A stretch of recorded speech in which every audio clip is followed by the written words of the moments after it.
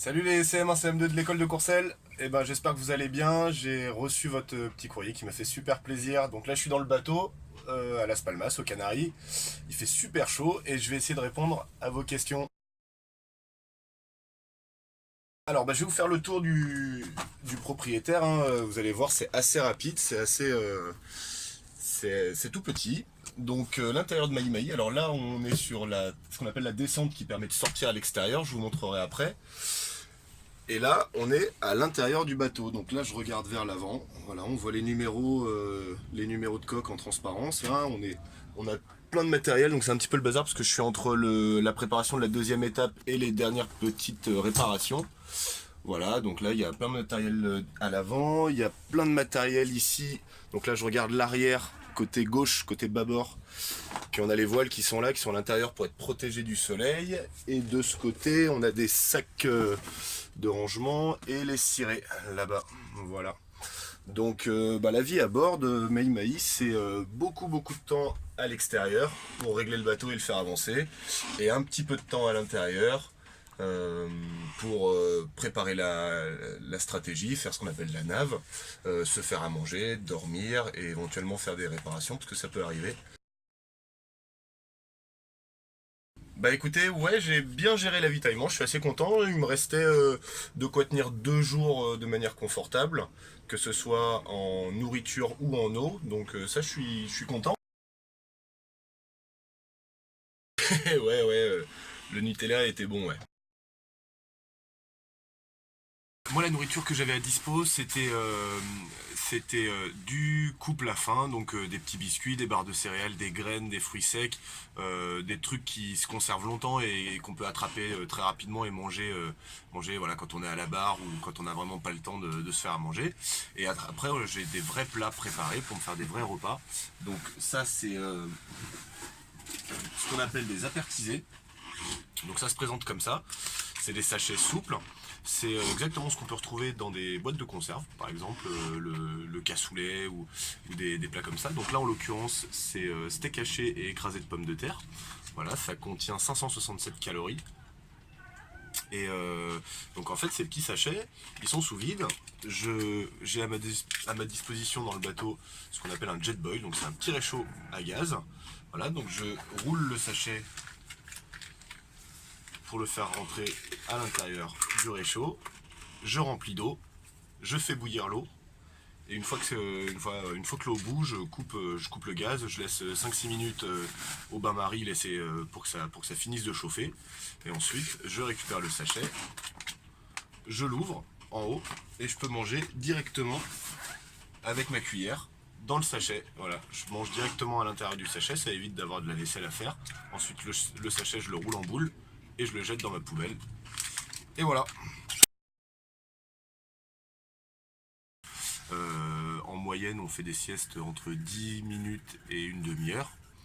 Ensuite, rien ne nous empêche de sortir, vérifier que tout va bien et retourner faire une deuxième sieste.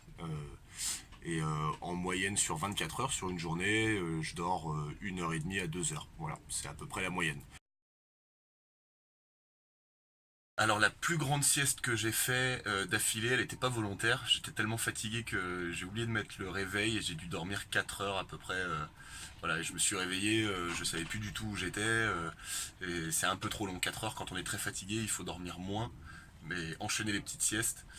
Parce que là, en 4 heures, j'ai le temps de rentrer dans un sommeil très profond et le réveil est vraiment difficile. Alors j'ai vu des dauphins, ouais, les dauphins on en voit souvent. Euh, mais j'en ai pas vu énormément. J'ai vu 2 ou 3 fois des bancs de 5-6 dauphins. Et j'ai pas vu de baleines cette fois-ci. J'en avais vu pour aller aux Açores, j'en avais vu pour aller en Espagne cet été. Là, j'en ai pas vu. Alors ça veut pas dire que j'en ai pas croisé. On en croise forcément. D'ailleurs, il y a un concurrent, Guillaume, le 977. Lui, il a été obligé de monter dans son mât et au moment où il était en haut de son mât, il a vu l'ombre, en tout cas la silhouette d'une baleine sous son bateau. Voilà, donc il voyait juste l'ombre dessinée au milieu de l'Atlantique et juste en dessous de son petit bateau de 6,50 m.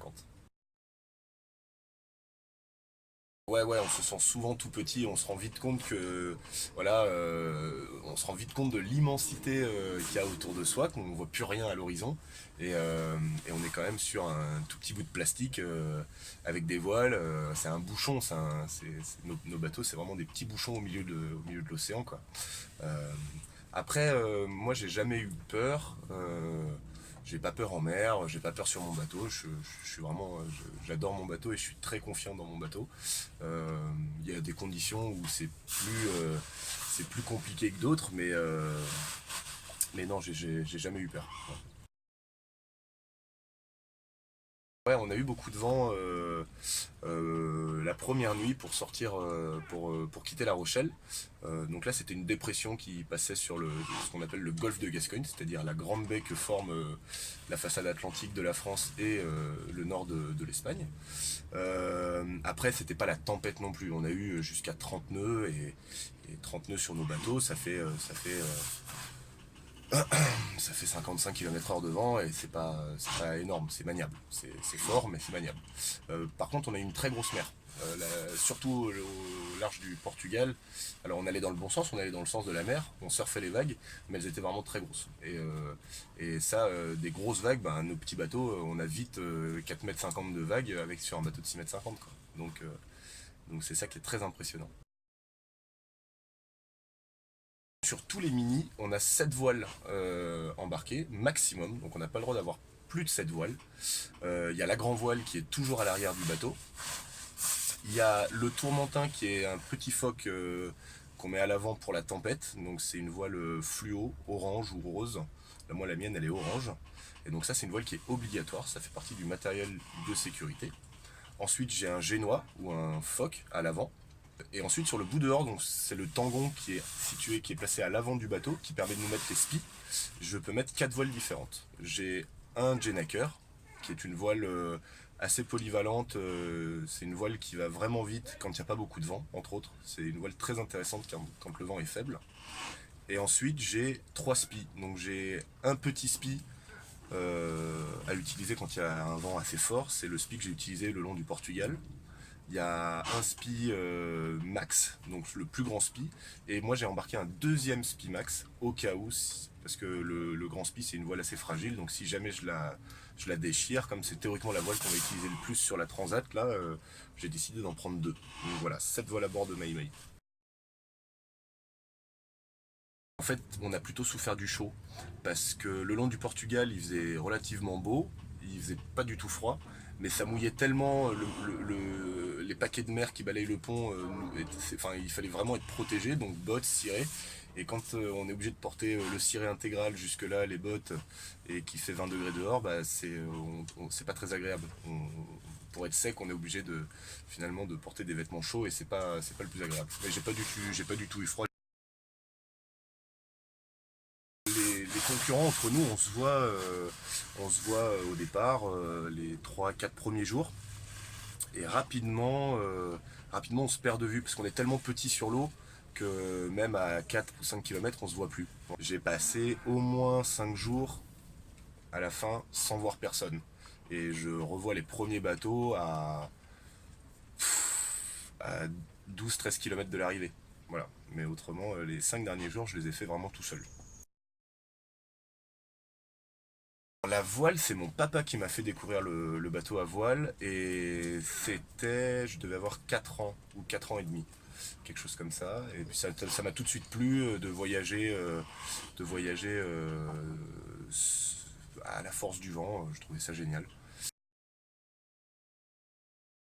C'est pas ma première expérience en solitaire parce que pour se qualifier à la mini transat, pour avoir le droit de faire la course, il faut faire beaucoup de navigation en solitaire sur mon bateau, enfin sur le bateau.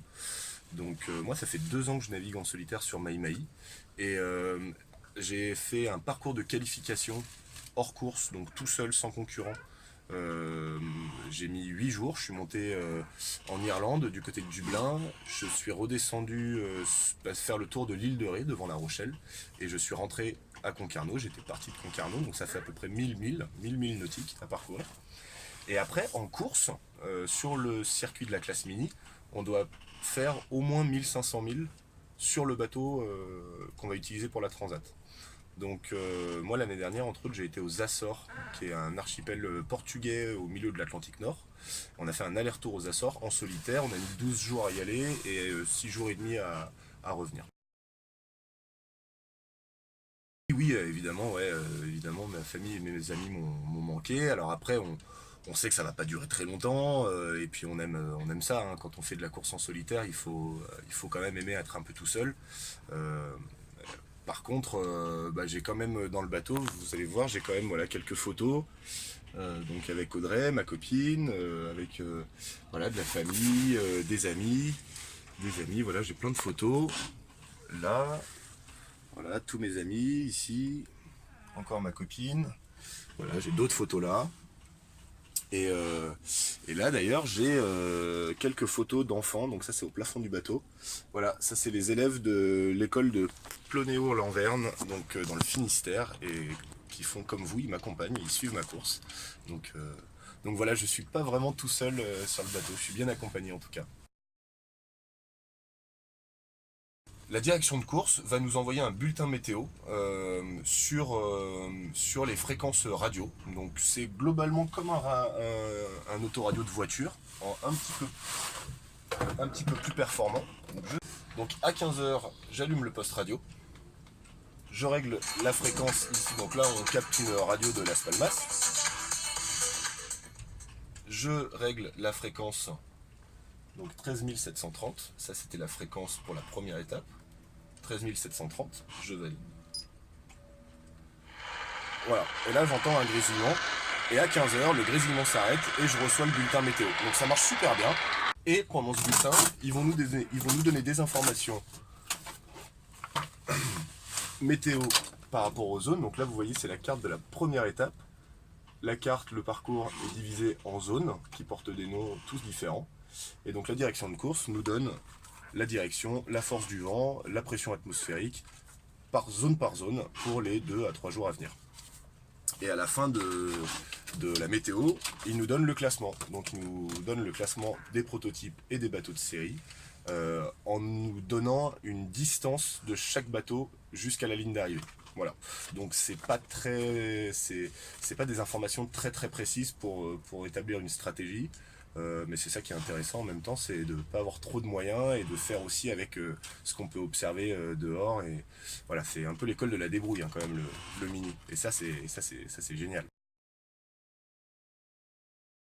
Alors ça, je sais plus exactement. Je crois que j'ai vu sur le site internet de la course que j'avais parcouru 1334 milles sur la première étape. Je suis vraiment très content de ma course.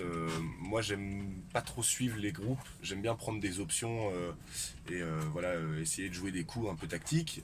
Donc là j'ai réussi à le faire, je suis super content de ça, en plus ça a bien marché. Voilà, je suis évidemment un petit peu déçu de pas avoir réussi à faire le podium parce que j'étais dessus pendant quelques jours, mais c'est pas très grave. C'était une super course, je suis vraiment pas loin de la tête de flotte, et comme le temps de la première étape et le temps de la deuxième étape vont s'additionner pour le classement général, je reste complètement dans le match pour faire une très belle perf, une très belle transat. Donc ouais, je suis vraiment fier, c'était dur, et je suis très fier, je suis très content de ma course et je suis très fier d'être dans les 10 premiers, avec un écart négligeable pour la deuxième étape. Alors les améliorations, en fait il n'y en a pas. Voilà, j'ai bricolé et réparé ce qui n'avait pas très bien fonctionné sur la première étape, mais en fait ça se limite à vraiment des petites bêtises, des petites ficelles qui ont cassé. Le bateau fonctionne extrêmement bien, il n'y a aucune raison de changer quoi que ce soit. Voilà, là je vais vous faire un petit tour de l'extérieur du bateau, alors qui lui aussi est un peu en bazar. Entre les petites bricoles et les préparatifs pour la deuxième étape, j'ai pas encore pris le temps de ranger. Donc je sors sur le pont de Maïmaï. Ici vous avez la barre qui permet de me diriger, qui permet de diriger le bateau. Les panneaux solaires fixés à l'arrière que je peux orienter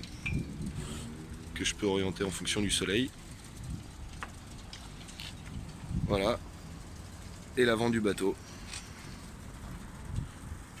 Petit tour d'horizon du port de Las Palmas, rempli de petits mini 650. Super ambiance. On est super bien accueillis ici.